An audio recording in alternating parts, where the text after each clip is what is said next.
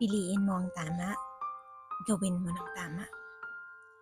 Do it the right way when it's easy to compromise. Sa panahon ngayon, mas gusto ng marami ang instant. Sabi nila, mas madali yan, mas mainam. Pero hindi ganun ang buhay. Hindi palaging magiging madali ang lahat. Mas marami ngayon ang gusto ng inam, pero ayaw maghirap at magsumikap. Maraming gusto ng promise, pero ayaw dumaan sa process.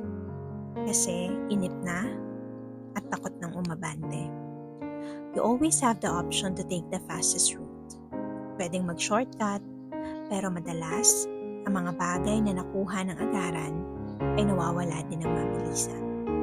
But good news, there's an exclusive blessing given when we don't skip the process. May kanya-kanyang panahon ng lahat. Trust the process, but enjoy the process too.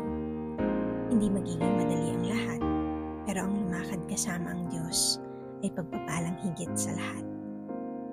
Piliin mo ang tama, gawin mo ng tama, tapusin mo ng tama. With love and prayers, Noel.